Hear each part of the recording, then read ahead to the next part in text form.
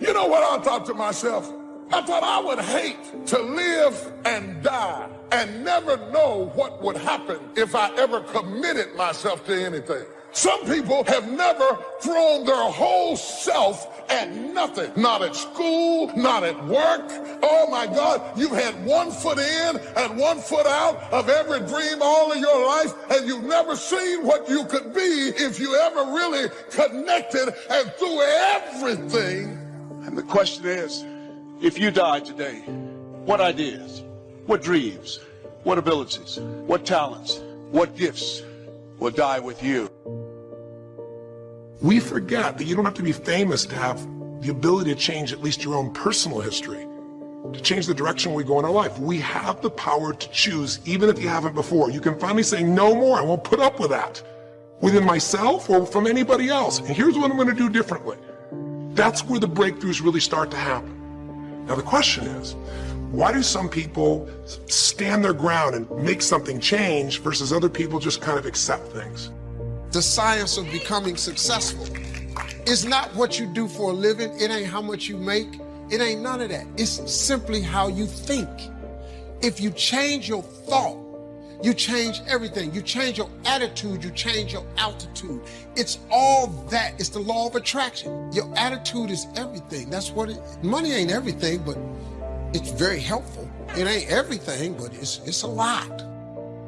That drive and that attitude of never quit, it's a powerful force, and it does push you over the edge to victory in many cases.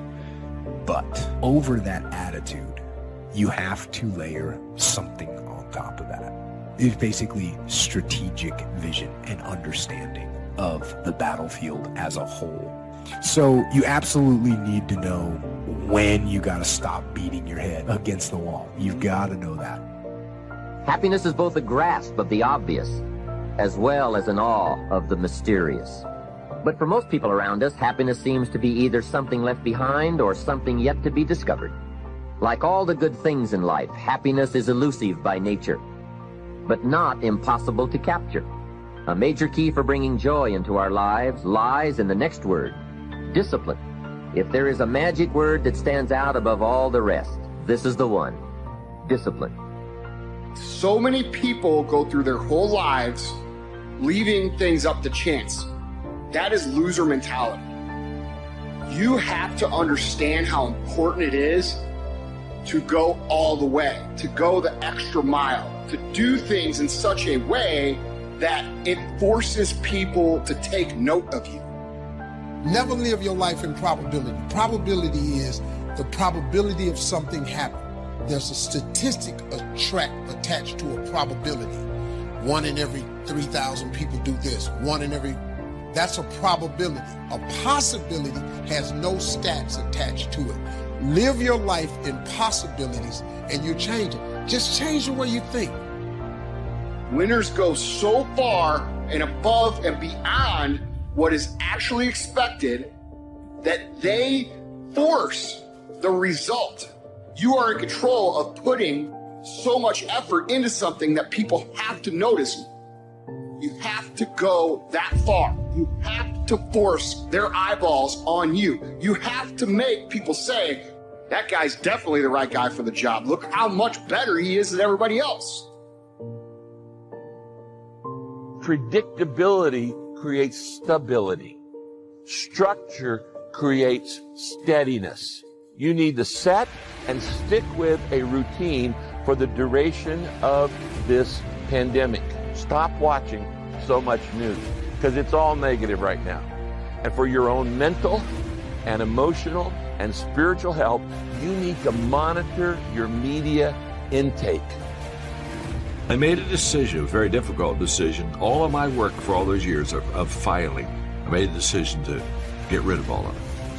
They're not relevant, they're not new, they're not fresh, they don't breathe, there's no fire and passion in them. I'm just going to say to you, it begins to help us to let go of the things that we have depended on the past so that we can go to an entire new level of living. Happiness is contentment with the tasks of your life. It is thought inspired by, organized with, and rooted in your personal philosophy. Happiness is a life well lived, in which a wide variety of experiences are deliberately captured to become an invaluable form of currency for you to spend and invest in your own better future. Happiness is activity with purpose. It's love in practice. I'm more creative today than I would have been if I'd have had those files. I test more than I would have been because what? That was a crutch to me. I was holding on to what I knew instead of letting go so I could grab hold of what I could become. So that's a huge word right now. Just be testing. It's going to make you the person you need to be during this time. You know, testing says that there's a better way, and failing says, I haven't found that way. Failing tells you that, I haven't found that way, but it also tells you getting closer to find that way. Before you're going to have peace, you're going to have to make some decisions about some things. And the first decision you have to make is, I am unwilling to live without peace. I will not live without peace. You see, I spent way too much of my life in turmoil. And maybe 15 years ago, I made a decision that I was going to have peace, and I was going to have joy, and I was going to have righteousness. By reviewing your habits, you may find out that some of them are inhibiting your success. You may find out that what you're doing every day is bad for you.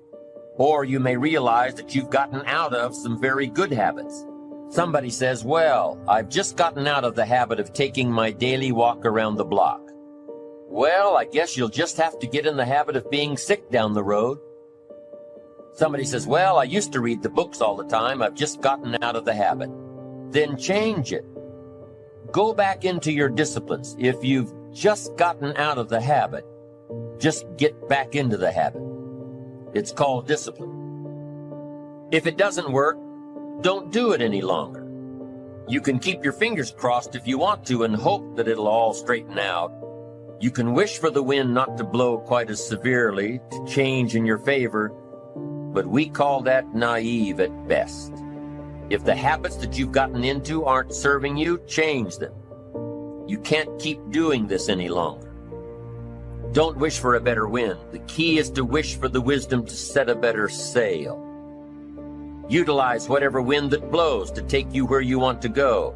That is the philosophy I picked up at age 25, and it revolutionized my whole life. And here's what I found. I found it was easy. I became a millionaire when I was 31, and I found it was easy. Now here's my definition of easy. It was something I could do. I figure if it's something you can do, it's easy. But here's a little parenthesis. I worked hard at it. I made sure my disciplines were in line. I made sure my habits were good. I made sure I did all that I could. I found something that I could do, but I worked hard at it.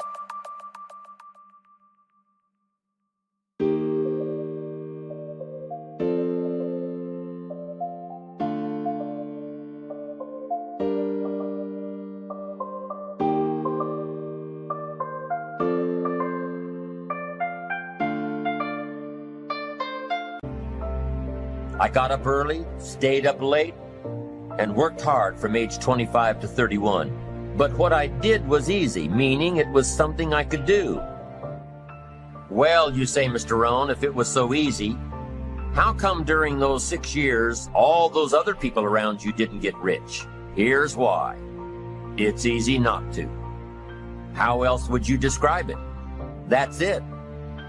It's easy to keep doing the things that don't work. It's easy to keep bad habits. It's easy not to develop the disciplines. It's easy not to.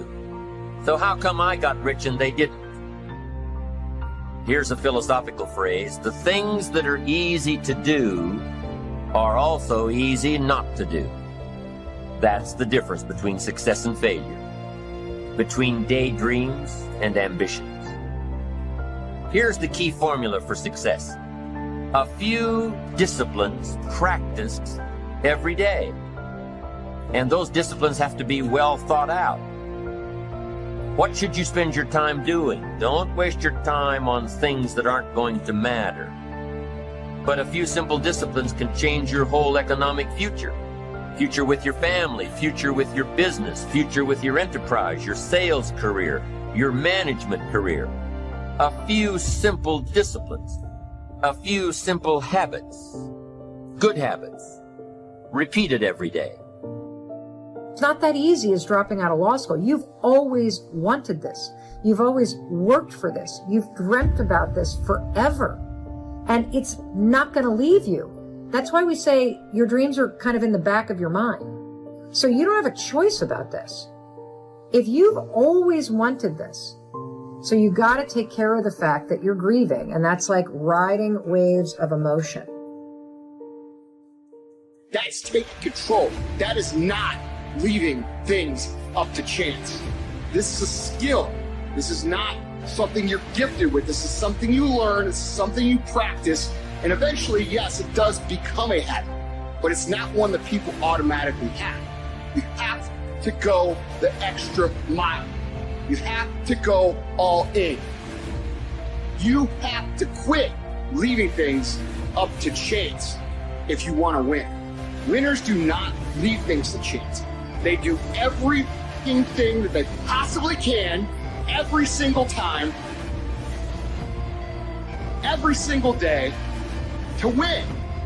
They understand the last 20% is what separates them from everybody else. It's what separates you from where you want to be. You can take an introvert. You know you're an introvert if when you're around people, you get exhausted by it and have to go off by yourself and recover. You know, then you're an introvert. And if you're an introvert, you don't really like being in groups. And so sales, you know, maybe that's not for you, you know. And that's a good thing to know, because if you're an introvert, why go be a salesperson and be miserable? Do something where you can spend time alone and not be miserable. But that's better. You're going to face pressure. You're going to face storms. You're going to face suffering. But please understand, leg day, well, it's focusing on an area that you don't always focus on that seems unpleasant. And the best way to say it is live in harmony. Live in harmony with each other.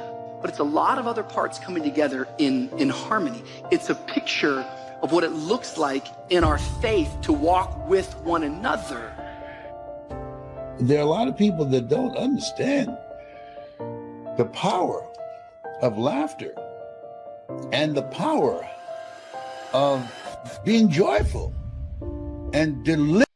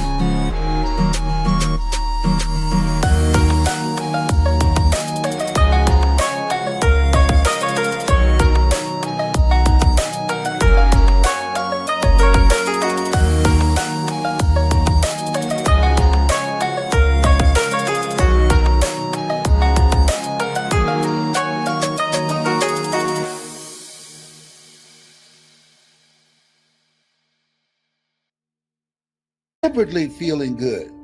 Does it mean that I don't have any challenges? Yes, I do. Stuff's happened to people that I care about. I know it's easy to get glued to the internet, glued to social media, get glued to the TV, 24-hour news channels. But if you fill your mind with constant images of negative news, and they're just saying the same thing over and over, it's going to deplete your reserves, it's going to raise your stress level, and you don't need to hear the same negative story over and over and over. Now here's the formula for failure. Errors in judgment, repeated every day. All you've got to do is to have a few errors in your judgment and repeat them every day.